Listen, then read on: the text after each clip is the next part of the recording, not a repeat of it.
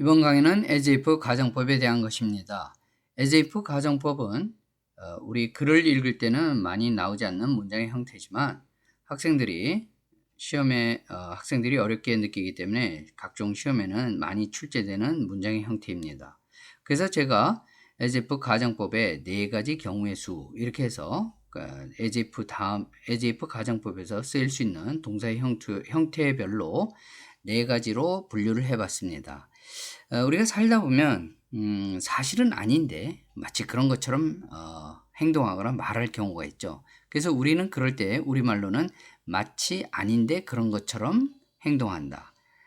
이런 식으로 아닌데 사실은 아닌데 마치 그런 것처럼 한다. 이렇게 표현을 하는데 바로 영어에서는 이렇게 as if 다음에 주어 동사 쓰면서요. 어떤 때는 과거 동사를 쓰고 어떤 때는 과거 완료를 쓰기도 하고 그렇기 때문에 좀 어렵게 되죠. 자, 그래서 이 주어 동사 as if 앞에 있는 것을 주절이라고 하고요. 자연스럽게 as if 뒷부분은 종속절이라고 하는데요. 우리가 현재의 사실을 가정할 수도 있고요. 현재의 과거의 사실을 가정할 수가 있겠죠. 그래서 이런 경우를 제가 1이라고 했고요. 또 시점은 과거입니다. 그래서 과거의 일이나 아니면 그 과거보다 더 이전의 과거의 사실을 가정할 경우가 있겠죠. 그래서 이런 경우는 제가 3, 4로 분류를 했습니다. 자, 그러면 이제 구체적으로 한번 예문을 들으면서 설명을 하겠습니다. 자, as if 가정법에서요. 현재의 사실을 가정한다 했습니다. 그럴 경우는 좀 혼돈스러우니까 제가 구체적인 날짜를 영어에는 없지만 날짜를 들어서 구체적으로 설명을 하려고 합니다. 25일을 현재라고 했으면 그는 25일 현재 말합니다. 25일 현재죠. 현재 한국 사람인 것처럼 말을 하고 있습니다. 그래서 주절은 지금 이 문장의 시점은 he speaks 이렇게 현재니까 또 주어가 he 3인칭 단수죠. 그래서 speak에다 s를 붙였습니다. 그런데 as if 그 이하에서는 주절의 시제가 현재임에도 불구하고 as if에서는 he is라는 걸 쓰지 않고 과거형 동사를 썼죠. 또 특이한 점은 주어가 he일 경우는 과거 동사가 was가 써야 되는데 was가 아니라 were를 썼습니다. 이게 가정법이기 때문에 동사의 형태가 직설법인 경우와 다르게 사용되는 겁니다. 그래서 그는 말한다. 우리말로도 보세요. 말한다. 현재 시점이죠. 현재 한국 사람인 것처럼 말한다. 역시 현재입니다. 둘 다 우리는 현재의 시제를 사용하고 있는데 그래서 그가 비록 as if 다음에는 과거형 비동사가 쓰였지만 in fact 영어로 따지면 그는 he is not a Korean인 겁니다. 그래서 현재일을 가정하는 경우 1번이라고 했고요. 현재의 과거 사실을 가정할 경우는 우리말로 보세요. 동사가 말한다. 현재죠. 그런데 1번과 달리 보았던 그래서 과거의 시제를 써서 쌍시옷을 썼습니다. 그래서 he talks 25일 현재 그는 말하고 있습니다. 그래서 talk 다음에 s가 붙었죠. 그런데 25일 날 하루 전에 있었던 일을 가정할 때 우리는 귀신을 보았던 이렇게 했는데 영어에서는 어떻게 했냐면 과거 완료의 형태를 쓰게 됩니다.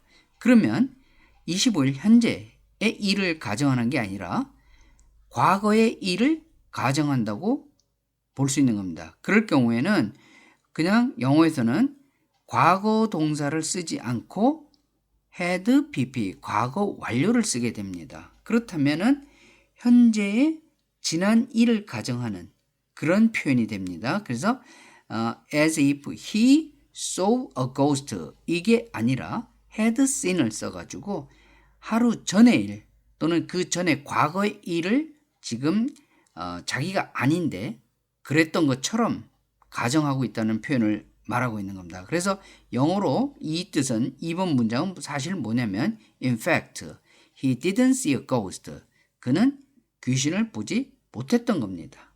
그런데 귀신을 본 것처럼 얘기를 하고 있죠. 그래서 had, BP, 과거 완료를 쓰고 있다는 것을 명심하고요. 그래서 주절의 시제는 현재인데 as if 다음에 과거 완료를 썼다면 귀신을 보았던 것처럼 이런 식으로 해석을 해야 됩니다.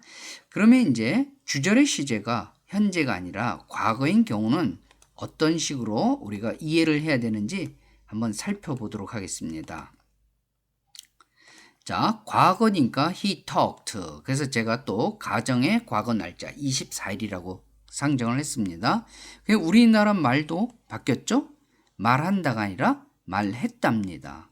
그리고 24일 과거에 있었던 일을 가정한 겁니다. 그래서 그가 그의 어머니를 못 만난 것처럼이 아니라 못 만났던 것처럼 이렇게 과거형 표시를 했죠. 우리말에서요.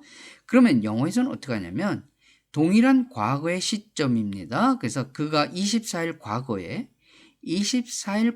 그의 엄마를 못 만난 것처럼 얘기를 했을 때 그러니까 우리는 어떻게 해석하냐면 그가 그의 어머니를 못 만났던 것처럼 과거의 사실이라고 우리가 이해를 해야 됩니다. 그래서 영어로 풀었으면 in fact he met his mother. as if 다음에 부정 he didn't meet 부정 부사가 왔죠. 그렇지만 반대의 사실을 가정하는 거기 때문에 in fact 사실은 그가 24일 날 그의 엄마를 만났던 겁니다.